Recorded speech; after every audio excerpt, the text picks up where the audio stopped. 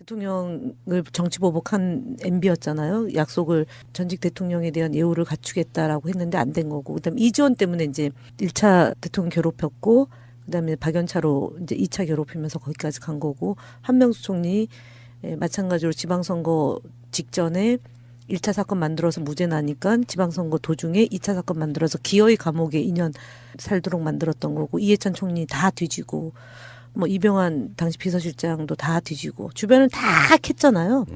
소위 노무현 대통령과 노무현 대통령 주변은 다 털은 거죠. 다 탈탈탈 털고, 그다음에 뭐 원내대표 되면은 또 보좌관 문제로 털어서 망신 주고, 또 뭐 당대표가 되면은 또 뭐 만들어서 망신 주고, 그게 유일하게 이제 걸리지 않은 분이 이해찬 총리 한 분이시던 거죠, 사실은. 지금 더불어민주당도 그러고 있고 각종 언론도 그러고 있고 이명박 씨 관련한 범죄성에 가까운 것들을 지금 계속 쏟아내고 있잖아요. 특히 더불어민주당 분들은 작심하신 것 같더라고요. 그래서 그 당시에 불법적인 것들에 대한 폭로랄까 이런 것들을 계속 쏟아내고 있는데 도저히 참기 힘들었던 모양이죠.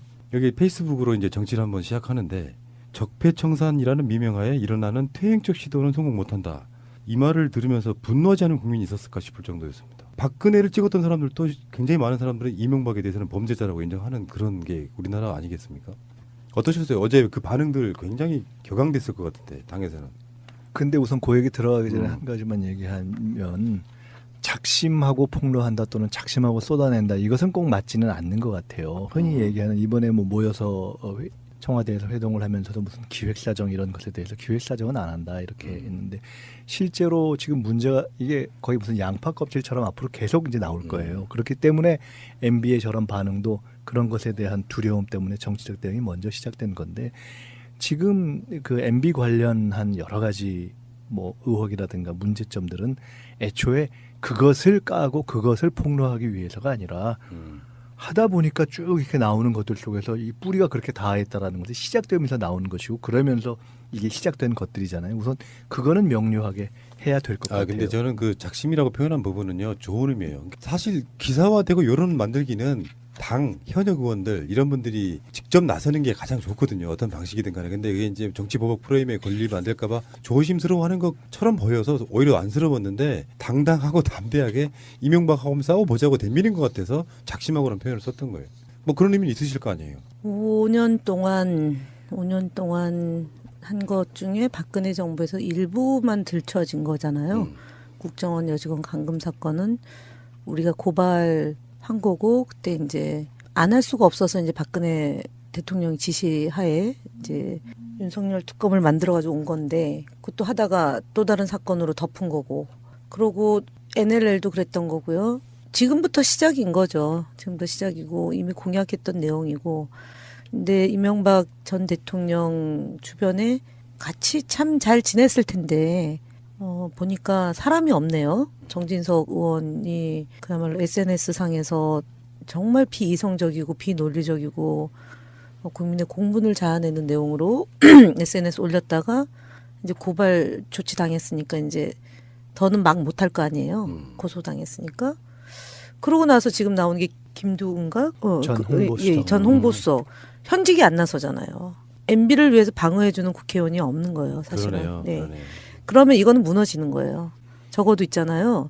우리가 당시에 2009년도에 대통령 항망이 보낼 때 저희가 정말 완전 거의 뭐 살갗을 도려서 그 안에 소금을 뿌리는 듯하게 거의 압박을 했는데 그때 2008년도, 2009년도에 국회의원이 몇 명 없었어요. 정말 그렇죠.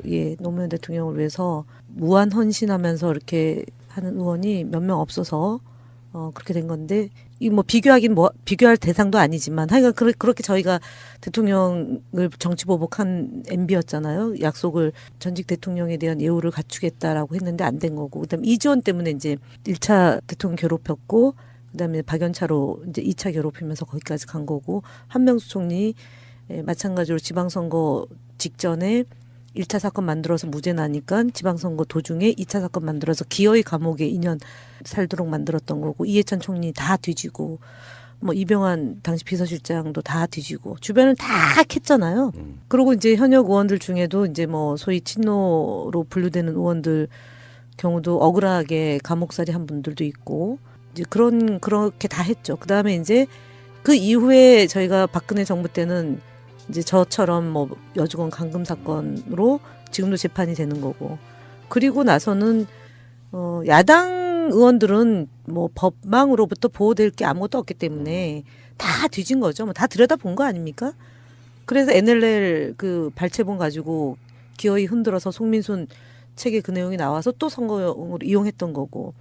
그러니까 10년 동안 소위 노무현 대통령과 노무현 대통령 주변은 다 털은 거죠. 다 탈탈탈 털고. 그다음에 뭐 원내대표 되면은 또 보좌관 문제로 털어서 망신 주고. 또 뭐 당대표가 되면은 또 뭐 만들어서 망신 주고. 그게 유일하게 이제 걸리지 않은 분이 이해찬 총리 한 분이셨던 거죠. 사실은. 뭐라도 걸어가지고 망신 주고 어떻게 됐던 건데. 정말 깨끗하셨나 봐요, 그분은 진짜. 그분은 사실 후원에도 후원금 모금도 예. 안 했어요. 근데 작년에 이제 팟캐스트 몇 번 나가니까 대장부엉이 되살아났네 이러면서 이제 그거 때문에 좀 모금을 잘 된 거 말고는 뭐 옛날에 후원의 제도 있을 때 빼고는 안 하셨어요. 근데 하여간 그래서 지금 보복이라고 얘기하는 것 자체가 어불성설인데다가 MB 쪽이 이제 지금 나오는 태도가 뭐 우리도 알고 있다. 그러나 안 건드렸다. 그런데 너네가 지금 우리를 왜 건드는 거지?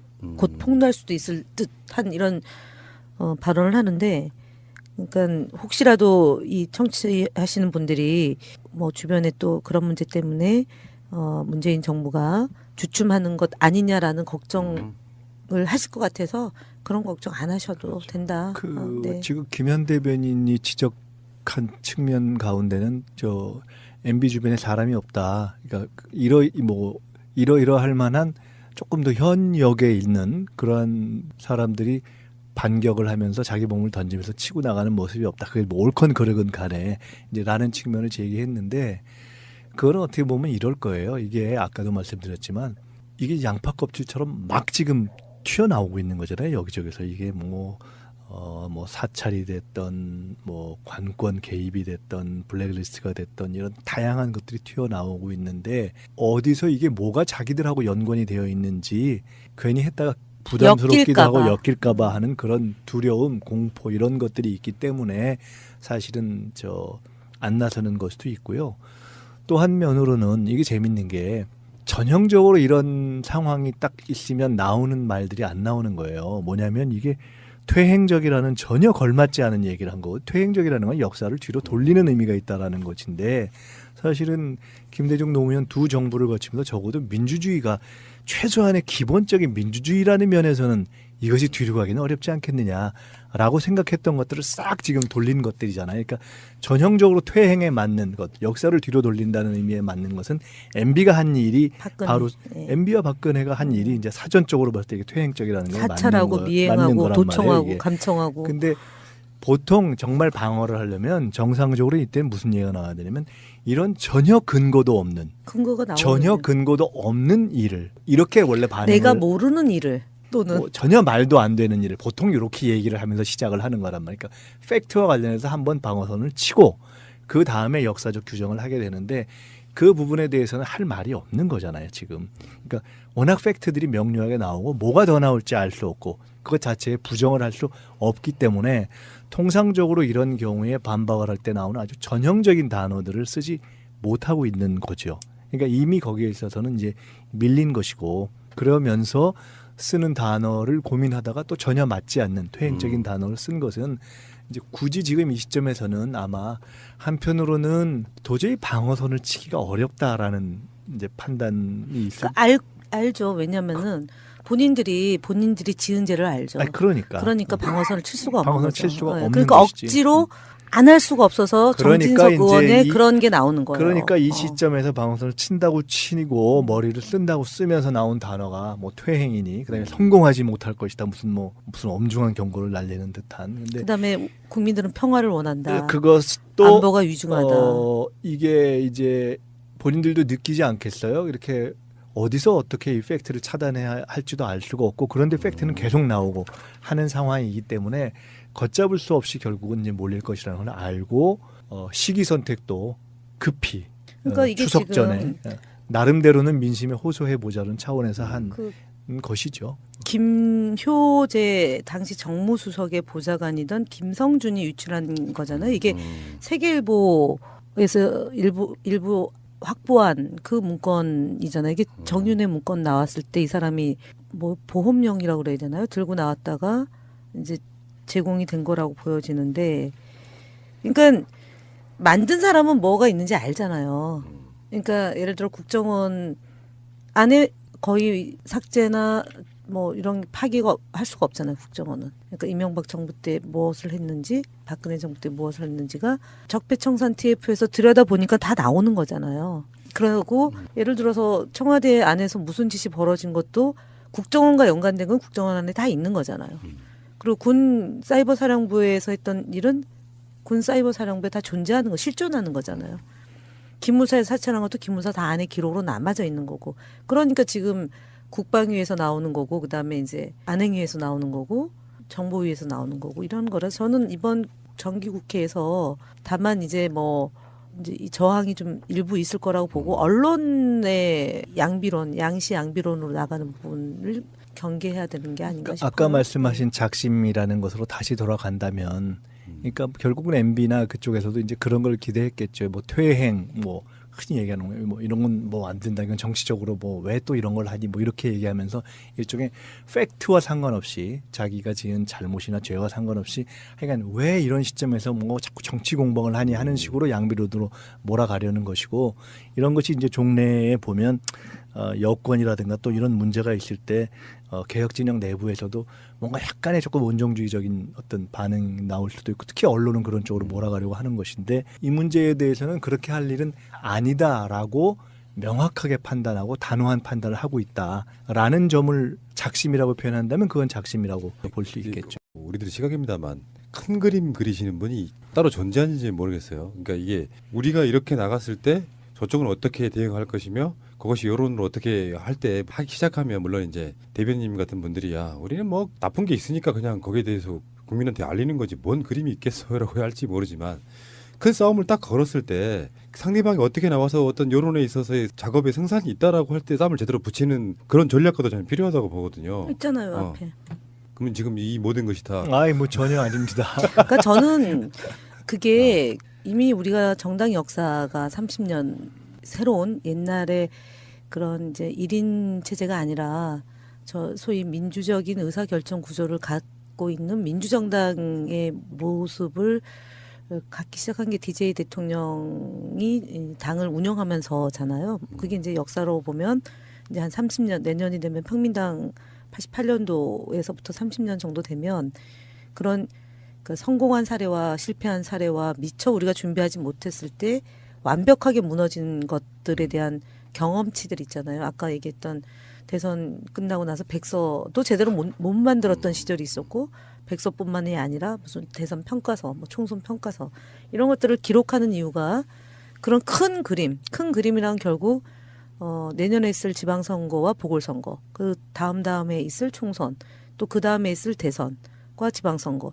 이런 큰 판에서 어떻게 승리하느냐, 그래서 국민들이 원하는 정부로 가느냐에 대한 구상이잖아요. 그러면 제일 중요한 거는 지금 이 시기에 제일 중요한 거는 지방선거를 놓고 보수 세력 간의 이합 집산의 모습이 어떻게 드러날 건지에 대해서 촉각을 곤두세우면서 우리는 우리 지지자들과 어떻게 방향을 설정할 거냐, 이제 이거에 대한 논의들이 있는 거죠. 이 팟캐스트가 그런 장인 거죠. 근데 이제 보면. 이게 지금 우리 뭐 프라님께서 큰 그림이라는 차원에서 말씀하셨는데, 아까 제가 말씀드린 것처럼 이것이 뭐 어떤 좁은 의미의 어떤 무슨 사정을 하는데 이게 뭐 하나하나의 그림이 있어서 기획이 있다라든가 아니면 어떤 정략적인 틀 속에서 이렇게 뭐 간다, 이렇게 볼 수는 저는 없다고 보고요. 그러니까 문제가 나오니까 하는 것이지. 문제가 나오니까 하는 것이죠. 그런데 굳이 그것을 이렇게 조금 한 발 떨어져서 정치적인 함의를 놓고 본다면 이런 게 있을 거예요. 결국 시간이 지날수록 지금 홍준표 대표나 자한당도 그런 입장이고, 결국은 일종의 사실이라든가 또는 국익과 상관없이 각을 세워서 지방선거를 치르기 위한 전략으로 접근하는 거잖아요. 그리고 MB 쪽은 사실은 그 전에 박근혜 대통령이 현직에 있을 때를 포함해서 끊임없이 사실은 그쪽 진영은 정치 세력화를 꿈꿨어요. 매번 퇴임 이후에 그렇죠. 총선이든 지방선거든 끊임없이 정치 세력화를 꿈꿨는데 사실은 박근혜 여권 내에서 그 보수 세력 내에서 박근혜라는 존재가 명료할 때는 움직일 틈이 없었다고. 그리고 국민 대중 사이에서도 4대강이나 이런 것 쪽에서 움직일 틈이 없었단 말이에요. 근데 아마 이번에는 이제 룸이 생겼다고 보고 있었을 거예요. 그리고 실제로 지금부터 시작해서 계속 이렇게 이 양파 껍질이 벗겨지면서 이름이 나오는 사람들, 그러니까 뭐뭐한 사람들이 다 그런 과정 속에서 나름의 정치적 진출을 꾀하는 사람들이 있다고요. 그게 이제 MB 주변에 있다고요. 그래서 그런 이해관계 때문에라도 시간이 지날수록 지방선거가 가까워질수록 어떻게든 현재 이 문재인 대통령이나 새 정부가 하고 있는 일, 또 객관적인 사실에 근거해서 나오는 일들을 하나하나 처리해가는 적폐청산을 그냥 하나로 뭉뚱그려서 일종의 정치 보복이다 이렇게 하면서 자꾸 프레임을 만들어서 갈 거라고요. 그런 틀에서 보면 그러한 정치적 의도가 명료한 것이 보이는 상황에서 이것을 온정적으로 볼 수는 없는 거죠. 그런 걸 하나 봤어요. 때가 되면 국민 여러분께 말씀드릴 기회가 있을 것이다 이렇게 얘기한 것은 받아들인 사람에 따라서는 협박으로 좀 들렸고요. 그게 검찰 포토라인 앞에서 말씀드릴 기회가 있을 거다라고 어느 분이 페이스북에 썼던데요. 그러니까 이명박의 블랙리스트를 보면 민주개혁 진영 사람들만 있는 게 아니에요. 자기네 당 사람들까지 있잖아요. 그러니까 어떤 느낌이었냐면 어차피 민주개혁 세력 중에 무슨 정보를 갖고 있더라도 그가 뒤로 캔 정보를 갖고 있더라도 그게 지금 힘을 발휘할 수 있는 시기는 저는 없다고 보거든요. 직접적으로는. 이게 자기가 도와줬던 사람들 또는 약점을 쥐고 있는 자기 인형 사람들한테 나를 엄호해 이런 신호도 저는 된다고 보는 거예요. 거기에 어떤 말미를 두는 거 있잖아요. 그리고 항상 드리는 말씀이지만 이 정도 메시지가 나왔다 그러는 건 이명박이 음모를 꾸미는 게 아니고 가장 몰려있다는 어떤 반증이기도 하지 않습니까? 그럼요. 그러니까 두려움, 또 몰려있다는 정황 판단, 그리고 지금 버텨낼 수 있는 유일한 것은 이런 방식으로 프레임을 쳐서만 이제 상황을 사실 반전시키는 것은 불가능한데 그래도 시간을 끌어보자는 이런 등등이 있겠죠. 근데 그 문구를 그냥 쓴 건 아니고 여러 명이 스태프가 모여서 써준 거라면서요. 하긴 본인이 그렇게 정치, 경제, 외교, 안보, 통일 분야를 총망라한 내용이잖아요. 그다음에 국민들에게 약간의 호소도 들어간 거고 하니까. 근데 페이스북에다 왜 했을까요? 그 페이스북이 돼야 취재하기가 쉬워요. 그러니까 어떤 사람하고 인터뷰해버리면 그걸로 끝나고 인용만 해버리면 끝나잖아요. 근데 SNS는 누구나 들어갈 수 있잖아. 그렇게 올려놔야 각종 언론들이 다 우리들마저도 가서 직접 봤는데. 그러니까 질의응답을 안 받으려는 거죠. 그런 것도 제가 있겠고. 그래서 간보기다, 여론 떠보기다라고 얘기했는데 하여간 좀 생뚱맞은 방식이었어요. 자, 그러면 두 분께 하나 질문 하나 드리겠습니다. 그러니까 어떻게든지 가면 결국엔 불법성이 나오면 문재인 대통령도 원하건 원하지 않건 이번에 그 청와대에서 이야기 들어보니까 그 주호영이 그런 식으로 하시면 되겠냐 이런 식으로 이렇게 뭔가 자기들 방식으로 질문을 하더라고요. 대통령한테. 그러니까 대통령이 아니 불법이 나온 걸 어떻게 대통령이 하라 마라 합니까? 이런 식으로 답을 하셨더라고요. 그러면 이 상태에서 죄가 나오고 그러면 이명박이 포토라인에 쓸 수 있는 날이 앞으로 얼마나 남았을까요? 한번 보고는 싶어요. 조사는 받아야 될 테니까. 저는 결자 해지고 부메랑이 될 수밖에 없다고 보는데 그리 멀지 않았을 것 같아요. 그러면 한 10월, 11월 달도 가능할까요? 저는 올해 안에. 올해 안에. 진짜 한번 보고 싶은데 그걸 정치 보복이라고 하려나? 우리는 아니 정치 보복이 아니라 그게 아니라 우리들식의 정치 보복. 뭐냐면은 우리가 4년 동안 외쳤던 게 딱 하나였어요. 박근혜, 이명박이 검찰에 출석할 때 카메라가 따라가면서 누구 방식대로요? 헬기까지 띄웠어요. 대통령. 네, 그랬죠. 4월 30일 날. 저는 2012년 12월 11일 날 국정원 여직원 댓글 공작 현장에 가가지고 3일 만에 하여간 13일 날 나왔잖아요. 김하영 씨가. 근데 14일 날 김하영 씨가 저를 고소를 한 거죠. 저희 당 소속 의원들 11명을. 그래서 그게 재판이 지금까지 가잖아요. 그래서 저는 그냥 약간의 촉으로만 보면 5년 안에 위치가 바뀌는 거 아닐까요? 들을 계속 쏟아내고 있는데 도저히 참기 힘들었던 모양이죠. 여기 페이스북으로 이제 정치를 한번 시작하는데 적폐청산이라는 미명하에 일어나는 퇴행적 시도는 성공 못한다. 이 말을 들으면서 분노하지 않은 국민이 있었을까 싶을 정도였습니다. 박근혜를 찍었던 사람들도 굉장히 많은 사람들은 이명박에 대해서는 범죄자라고 인정하는 그런 게 우리나라 아니겠습니까? 어떠셨어요? 어제 그 반응들 굉장히 격앙됐을 것 같은데 당에서는. 근데 우선 그 얘기 들어가기 전에 한 가지만 얘기하면 작심하고 폭로한다 또는 작심하고 쏟아낸다 이것은 꼭 맞지는 않는 것 같아요. 흔히 얘기하는 이번에 뭐 모여서 청와대에서 회동을 하면서도 무슨 기획사정 이런 것에 대해서 기획사정은 안 한다 이렇게 했는데 실제로 지금 문제가 이게 거의 무슨 양파 껍질처럼 앞으로 계속 이제 나올 거예요. 그렇기 때문에 MB의 저런 반응도 그런 것에 대한 두려움 때문에 정치적 대응이 먼저 시작된 건데 지금 그 MB 관련한 여러 가지 뭐 의혹이라든가 문제점들은 애초에 그것을 까고 그것을 폭로하기 위해서가 아니라 하다 보니까 쭉 이렇게 나오는 것들 속에서 이 뿌리가 그렇게 닿아있다라는 것이 시작되면서 나오는 것이고 그러면서 이게 시작된 것들이잖아요. 우선 그거는 명료하게 그 내용으로 SNS 올렸다가 이제 고발 조치 당했으니까 이제 더는 막 못할 거 아니에요. 고소 당했으니까. 그러고 나서 지금 나오는 게 김두은가? 전 홍보수석. 예, 전 홍보수석. 현직이 안 나서잖아요. MB를 위해서 방어해주는 국회의원이 없는 거예요, 사실은. 그러네요. 네. 그러네. 그러면 이거는 무너지는 거예요. 적어도 있잖아요. 우리가 당시에 2009년도에 대통령 항망이 보낼 때 저희가 정말 완전 거의 뭐 살갗을 도려서 그 안에 소금을 뿌리는 듯하게 거의 압박을 했는데 그때 2008년도, 2009년도에 국회의원이 몇 명 없었어요. 정말 그렇지. 노무현 대통령을 위해서 무한 헌신하면서 이렇게 하는 의원이 몇 명 없어서 그렇게 된 건데 이 뭐 비교할 대상도 아니지만 하여간 그렇게 저희가 대통령을 정치 보복한 MB였잖아요. 약속을 전직 대통령에 대한 예우를 갖추겠다라고 했는데 안 된 거고 그다음에 이지원 때문에 이제 1차 대통령 괴롭혔고 그다음에 박연차로 이제 2차 괴롭히면서 거기까지 간 거고 한명수 총리 마찬가지로 지방선거 직전에 대통령을 정치 보복한 MB였잖아요. 약속을 전직 대통령에 대한 예우를 갖추겠다라고 했는데 안 된 거고 그다음에 이지원 때문에 이제 1차 대통령 괴롭혔고 그다음에 박연차로 이제 2차 괴롭히면서 거기까지 간 거고 한명수 총리 마찬가지로 지방선거 직전에 1차 사건 만들어서 무죄 나니까 지방선거 도중에 2차 사건 만들어서 기어이 감옥에 2년 살도록 만들었던 거고 이해찬 총리 다 뒤지고 뭐 이병환 당시 비서실장도 다 뒤지고 주변을 다 캤잖아요.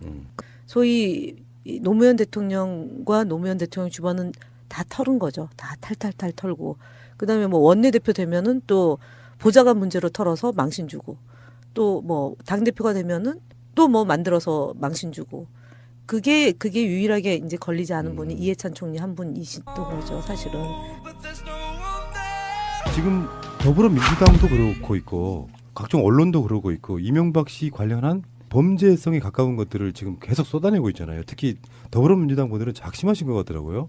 그래서 그 당시에 불법적인 것들에 대한 폭로랄까 이런 것 해야 될 것 같아요. 근데 저는 그 작심이라고 표현한 부분은요 좋은 의미예요. 사실 기사화되고 여론 만들기는 당 현역 의원들 이런 분들이 직접 나서는 게 가장 좋거든요. 어떤 방식이든 간에. 근데 이게 이제 정치 보복 프레임에 걸리면 안 될까봐 조심스러워하는 것처럼 보여서 오히려 안쓰러웠는데 당당하고 담대하게 이명박하고 싸워보자고 덤비는 것 같아서 작심하고라는 표현을 썼던 거예요.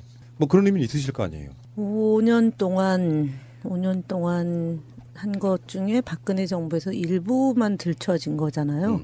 국정원 여직원 감금 사건은 우리가 고발한 거고 그때 이제 안 할 수가 없어서 이제 박근혜 대통령 지시하에 이제 윤석열 특검을 만들어가지고 온 건데 그것도 하다가 또 다른 사건으로 덮은 거고 그러고 NLL도 그랬던 거고요. 지금부터 시작인 거죠. 지금부터 시작이고 이미 공약했던 내용이고 근데 이명박 전 대통령 주변에 같이 참 잘 지냈을 텐데 보니까 사람이 없네요. 정진석 의원이 그야말로 SNS 상에서 정말 비이성적이고 비논리적이고 국민의 공분을 자아낸 1차 사건 만들어서 무죄 나니까 지방선거 도중에 2차 사건 만들어서 기어이 감옥에 2년 살도록 만들었던 거고 이해찬 총리 다 뒤지고 뭐 이병환 당시 비서실장도 다 뒤지고 주변을 다 캤잖아요. 그리고 이제 현역 의원들 중에도 이제 뭐 소위 친노로 분류되는 의원들 경우도 억울하게 감옥살이 한 분들도 있고 이제 그렇게 다 했죠. 그다음에 이제 그 이후에 저희가 박근혜 정부 때는 이제 저처럼 뭐 여직원 감금 사건으로 지금도 재판이 되는 거고 그리고 나서는 야당 의원들은 뭐 법망으로부터 보호될 게 아무것도 없기 때문에 다 뒤진 거죠. 뭐 다 들여다본 거 아닙니까? 그래서 NLL 그 발췌본 가지고 기어이 흔들어서 송민순 책에 그 내용이 나와서 또 선거용으로 이용했던 거고. 그러니까 10년 동안 소위 이 노무현 대통령과 노무현 대통령 주변은 다 털은 거죠. 다 탈탈탈 털고. 그다음에 뭐 원내대표 되면은 또 보좌관 문제로 털어서 망신 주고. 또 뭐 당대표가 되면은 또 뭐 만들어서 망신 주고. 그게 유일하게 이제 걸리지 않은 분이 이해찬